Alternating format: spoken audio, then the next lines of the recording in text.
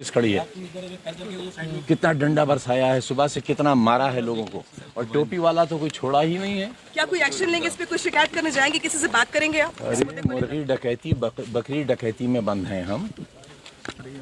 किताब डकैत, फर्नीचर डकैत, भैंस डकैत। मंत्री रहते हमने, हमारी पत्नी ने, हमारे बच्चे ने शराब की दुकान लूटी है, 16,900 रुपया गले से लूटा है।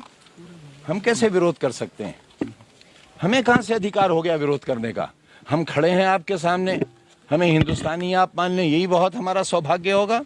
इलेक्शन कमीशन तो जाएंगे ना अपनी शिकायत को क्या लेकर? करेंगे जाकर? कौन सी ऑर्गेनाइजेशन ऐसी हिंदुस्तान की जो स्वतंत्र है? कौन सी है? आप ही बता दीजिए। मैं कहाँ आरोप लगा रहा हूँ, मैं तो सच कह रहा हूँ। आरोप लगाऊंगा तो एक आरोप का मुकदमा कायम हो जाएगा। आजम साहब, हमने देखा था जिस भी रैली में आप जाते थे तो आप वहाँ मन से ये कहते थे कि पुलिस रोक रही है, तो जो चीजें वहाँ पर हो रही थी अब आज मतदान के दिन भी ऐसा हो रहा है। आपको दिख रहा है? आपको नहीं दिख रहा?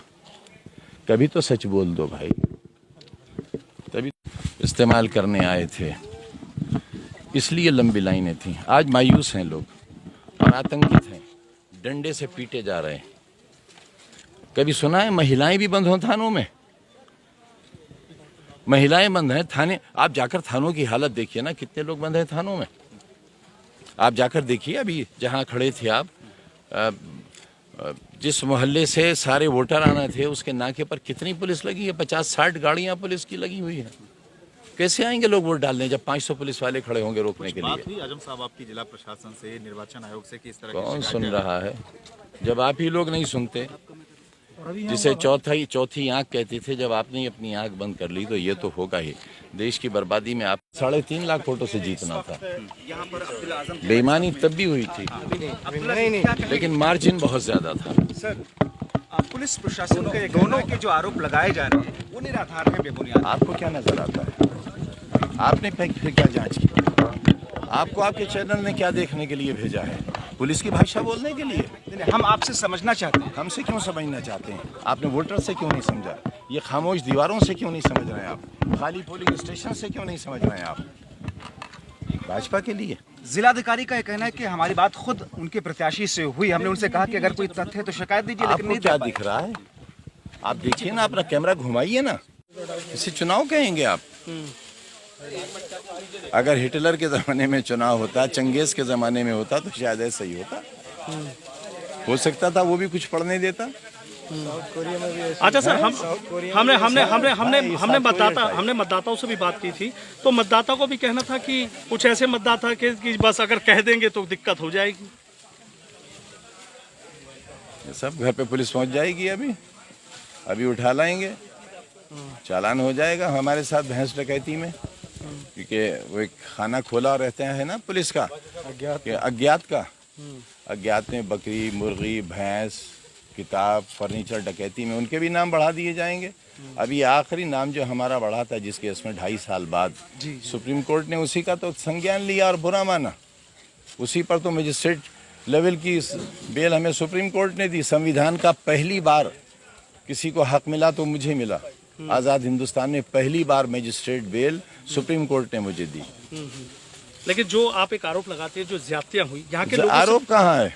आपके कैमरे ने तो दिखाया है, सिर्फ आपके। अच्छा, तो आरोप कहाँ है? आप तो खुद दिखा चुके, अब आप अपनी बात को कैसे गलत कहेंगे? बहुत बहुत शुक्रिया। 82 मुकम्मल पे 84 के आसपास मुकम्मल क्या किए थे सर आपके ऊपर? क्या लग रहा था कि सरकार सेंचुरी लगाने के इरादे में थी? प्रत्याशी उनको रोका जा रहा है, मैं कहाँ रोक सकता हूँ? रोक रहा है। रोक नहीं रहे हैं, घरों से निकलने ही नहीं दे रहे। आपने देखा मोहल्लों की नाकाबंदी है, जहाँ से जो सबसे बड़ा बूथ है इस इलाके का, वहाँ कहाँ वोटर को आने दिया गया? अभी आसिम रजा जो समाजवादी पार्टी के यहाँ के प्रत्याशी, उनका ये आरोप था कि प्रशासन आरोप नहीं था, आरोप नहीं है ये, आरोप नहीं। प्रशासन कोई हमारे लिए थोड़े काम करेगा ना, हमें ये गलतफहमी है हमारे लिए करेगा, ना हम ऐसा चाहते हैं हमारे लिए करे। लेकिन किसी हद तक अगर निष्पक्ष रहते तो अच्छी बात थी। सर 27 महीने आप जेल में रह के आए, लेकिन तेवर नहीं बदले हैं, आप आज भी विरोध कर रहे हैं। बिल्कुल मरवा दीजिए। इंस्पेक्टर ने कहा तो था हमसे जेल में कि बाहर निकलें आप तो भूमिगत रहिएगा। हमने पूछा क्यों? बोले इसलिए कि आप पर बहुत मुकदमे हैं, आपका एनकाउंटर भी हो सकता है। तो क्या होगा? मुन्ना डरते क्यों नहीं सर? डर क्यों नहीं लगता आजम खान को?